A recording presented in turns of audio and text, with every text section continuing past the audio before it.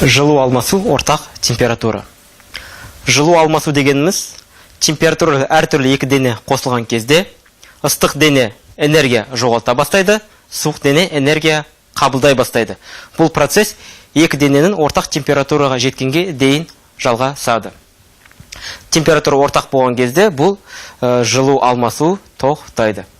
Біз мысалға назар аударайық. Массасы М1, меншікті жылу сыйымдылығы С1, температурасы Т1 сұйыққа, массасы М2, меншікті жылу сыйымдылығы С2, температурасы Т2 сұйықты қосамыз. Белі бір уақыттан кейін екі сұйық белі бір ортақ температураға келеді.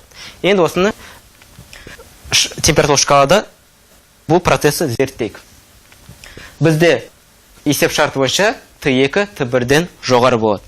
Бұл дегеніміз шкала бойынша Т2 ыстық температура, Т1 суық температура, үлкен Т ортақ температура. Енді Т2-ден төменге қарай бір Q жоғалған энергия деуге болады. Енді Т1-ден орта температура көтеріледі, бұл Q қабылданған энергия дейміз. Енді энергия сақталу заңы бойынша бұл жоғалған энергия модуль бойынша қабылданған энергияға тең болу керек. Оны келесі түрде жазуға болады.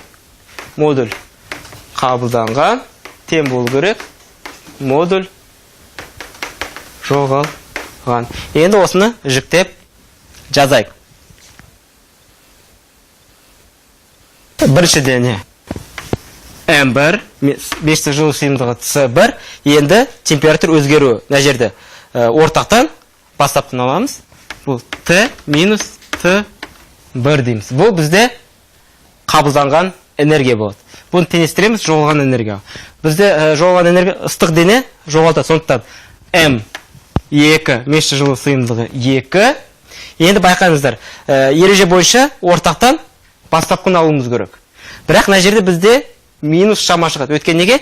Жоғалған энергия минус таңбасы энергия сыртқа бергенін көрсетеді. Бірақ бізде ереже бойынша біз тек қана модульін алуымыз. Модульді алу үшін үлкеннен кішісін аламыз. Мына жерде онда Т2 минус Т дейміз. Енді жақшаны ашып, бәрін жіктейік бір-бірден. М1 С1 Т минус М1 С1 Т1 тең дейміз. М2 С2 Т2 минус М2 С ортақ температура.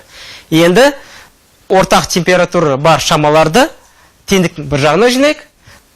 Берілген температура теңдіктің екінші жағына жинайық. Онда мынау қалады. М1 С1 Т қалады. Мынау бер жаққа плюспен келеді. М2 С Т дейміз. Енді М2 С2 Т2 мынауымыз теңдіктің ар жағына плюспен кетеді. М1 С1 Т1. Енді байқасасында ортақ температураны жақшаның сыртына шығаруға болады.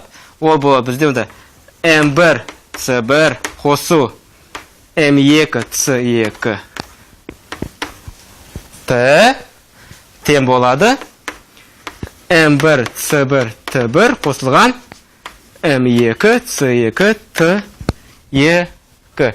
Енді осы жерден ортақ температураның теңдеуін жазамыз. Т тең М1 С1 Т1 қосылған М2 С2 Т2 бөлінген М1 С1 қосу М2 С2. Міне біз ортақ температура үшін теңдеуді таптық.